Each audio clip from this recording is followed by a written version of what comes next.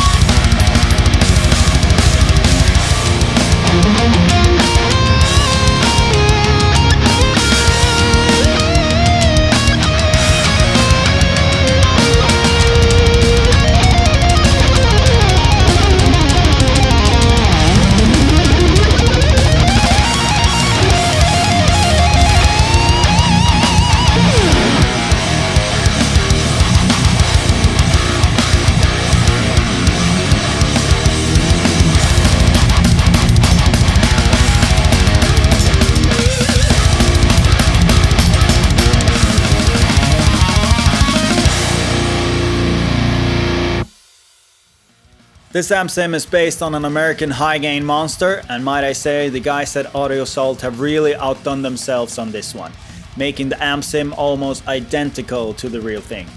So any of you guys that own the real thing out there, you're in for a treat. But enough talking, in this demo I'm gonna go through the features of the plugin, gonna twist some knobs and see what sounds we can get out of it. So let's check it out. Yeah, so this is how it looks when you load it up, and as you can see we're starting off with the amp section here.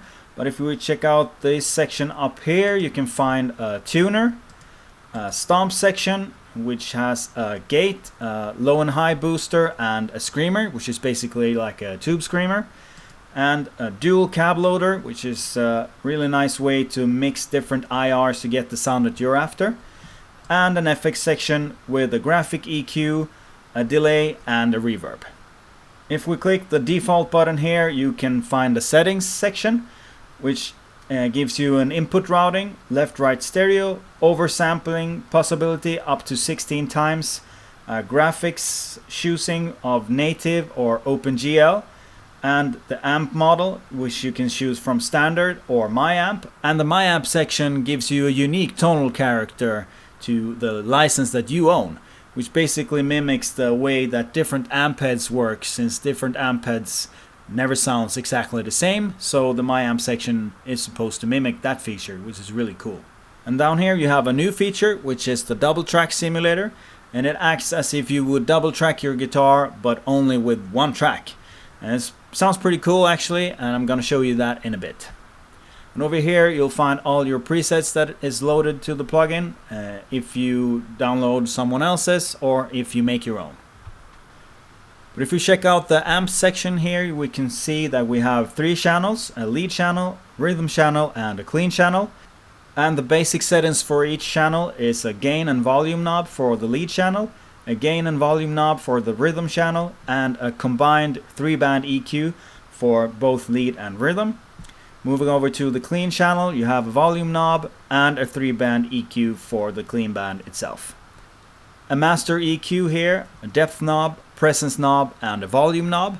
And the volume knob acts also as a saturator, so if you crank the volume you get more saturation to the sound.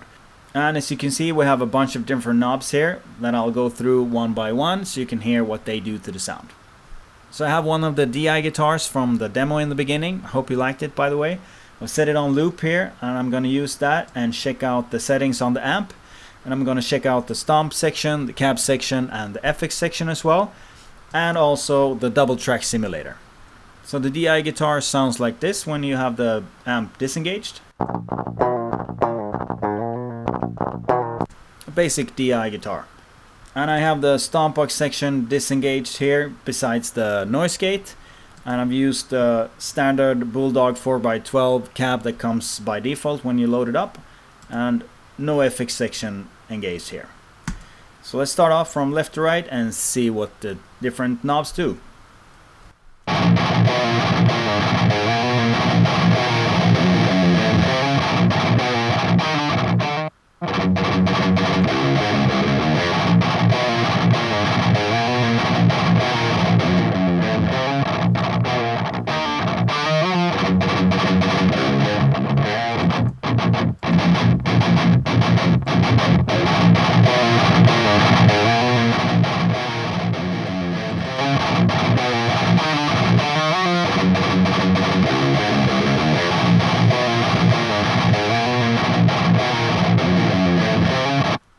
Moving over to the rhythm channel.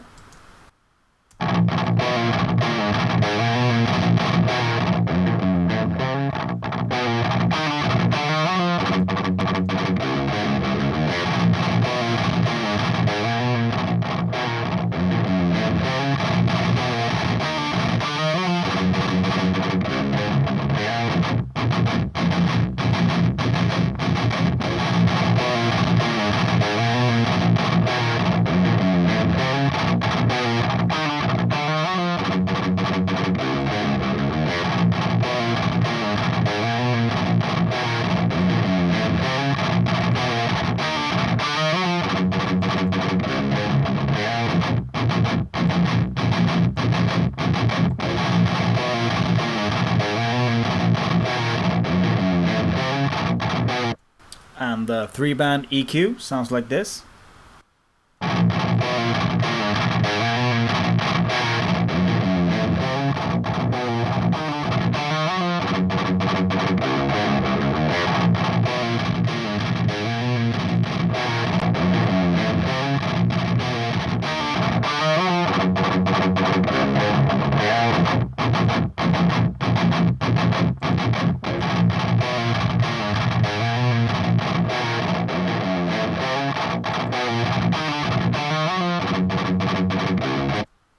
And for the clean channel of the amp, I'm gonna use my Solar Guitars A1.7 just so you can hear how the clean channel sounds, since I don't have any clean tracks on this demo. So the clean channel sounds like this.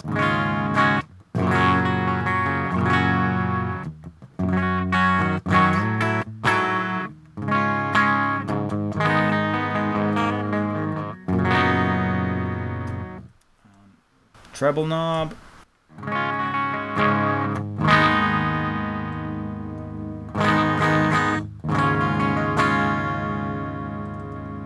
Middle knob.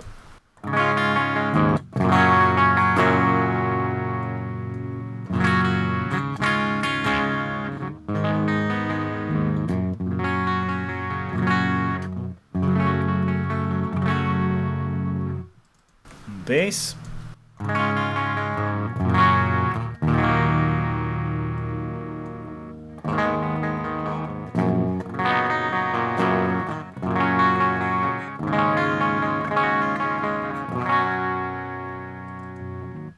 Shift knob for the middle.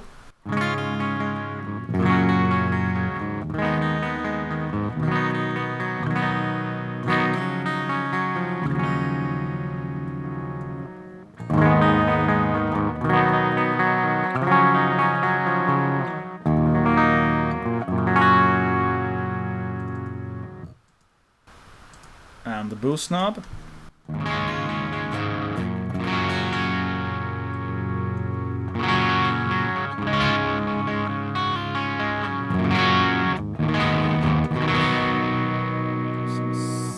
Here's some slight distortion here if you crank the volume.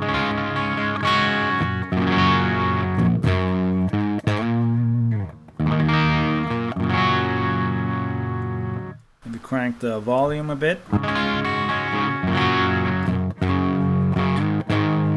Makes it break up a bit. It sounds really nice. Yeah, so really nice clean channel as well.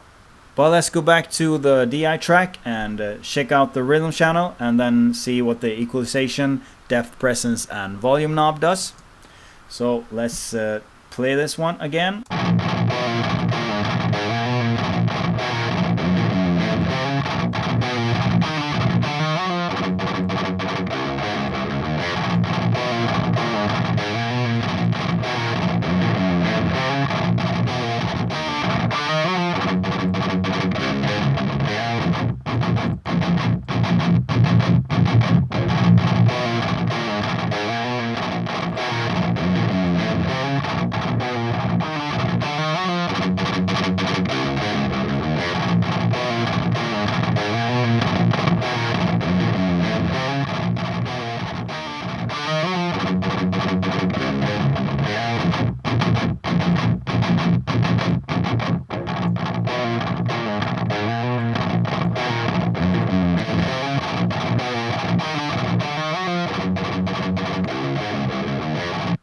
As you can hear, the more I crank the volume, the more the sound gets saturated in a really cool way. And you can get really nice tones with that function. So let's check out the Stomp section, and as you can see, we're on the rhythm channel. The high gain mode is off and the boost is also off, so you get more of a fair picture on what the different stomp boxes do to the sound. And what we have here is, first of all, a gate, which is pretty self-explanatory. The more you crank this knob, the more gate you get. Next up is the low and high booster, which basically acts like a booster in front of your amp, cranks the lows or the highs, or whichever you prefer, depending on maybe if you have a low tune guitar that I had in my case in the demo. You might want to crank the highs and reduce some lows to get less of a muddy sound. Next up we have the screamer, which is basically a tube screamer, and this is the way that I have it set to for the rhythm track in the demo. So let's just hear how they sound individually, starting off with no boost or no screamer, and then I'm gonna engage this one, crank some knobs, and also move over to the screamer. So let's go.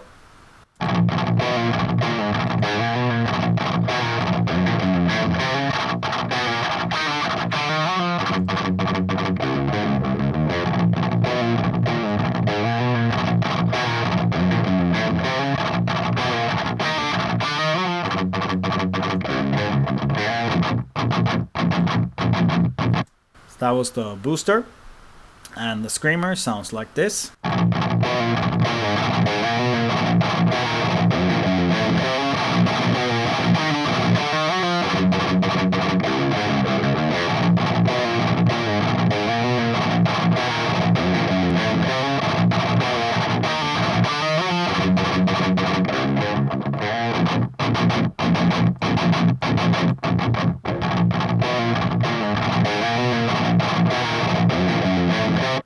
So as you can hear, when I engage the screamer, you get more control of the low end and some more bite to the tone, which is basically what you get when you put a tube screamer in front of an amp and then crank it. Use less gain and crank the level, and you get more saturation into the amp. And I felt that the booster together with the screamer makes the perfect combination for the tone that I was after. Moving over to the cab section, you have a dual cab loader here, which gives you possibility to use either one IR or blend two IRs together, which is really nice feature. You can use the IRs that are included, or use your own IRs, or the third-party IR. You can just load them up with this folder right here. Down here you have settings that are the same for both first or the second IR, and those settings are, first of all, a virtual mic placement positioning here, which gives you the possibility to change the mic position even though you have a static IR, which is really cool. Either closer to the center of the cone or further away, or in proximity closer to the center or further away, which is really nice to have. And settings down here are a phase flip, a high pass filter and a low pass filter, a pan knob, a level knob. That's also really nice to have, since different IRs are made with different levels, so you can match them together, specifically if you use two IRs and blend them together. And here you have an AB knob, which basically is the knob they use to blend the different IRs together. Moving over to the FX section, you have your graphic EQ and delay and reverb, which is pretty self-explanatory. Now, to showcase the FX section, I have the solo section from the demo loaded up here, and as you can see, the settings on the amp is all the knobs and buttons on noon basically, and just cranked some gain. The stomp section, it looks like this, and I've used a different cab than the rhythm just to make some better separation, and the FX section is set like this. And the solo section is on a stereo track, just to give some more width to the delay and reverb, but you can use it on a mono track as well, of course. So just put it on loop here and just check it out how it sounds. So I'm going to start with the delay and reverb off and just activate them and turn some knobs, and you can see how they sound. So let's check it out.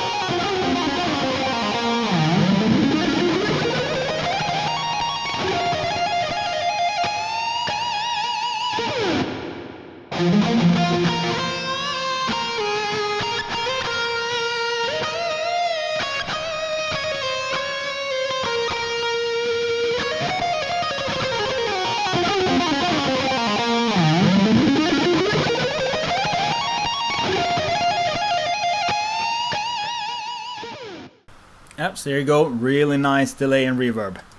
And the graphic EQ is pretty self-explanatory. The only thing you need to know is that it's post, amp and cab, but it's pre-delay and reverb.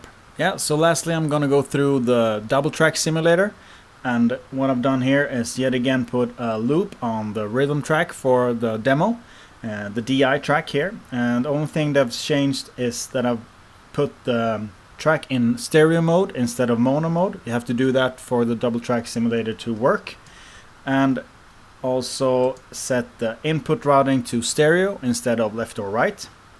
The stomp section looks like this, and the amp section looks like this, the same settings as I've used in the demo. The cab section is yet again the default BULLDOG 4x12, and the FX section is disengaged. So I'm gonna play the loop here and switch from double track simulator on and off, and you can hear the difference that it makes. And would advise you to put on some good headphones, or if you have a decent pair of monitors here, put them on and crank them a bit so you can hear specifically the difference that this feature makes. So I'm just gonna start off with the double track simulator off and then put it on and switch between them so you can hear the difference. So here we go.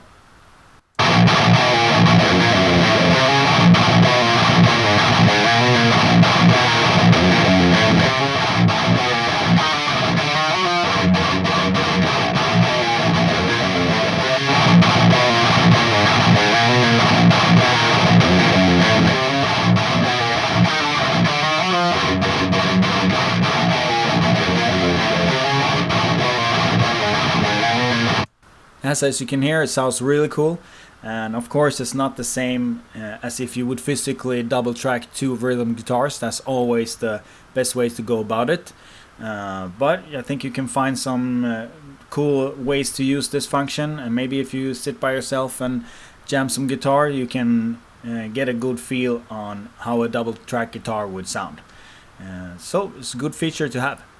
Yeah, so that was my demo of the BULLDOG Super Lead amp sim by AudioSalt. I hope you liked it. As always, if you have any questions, feel free to leave them in the comment section down below, and I'll do my best to answer.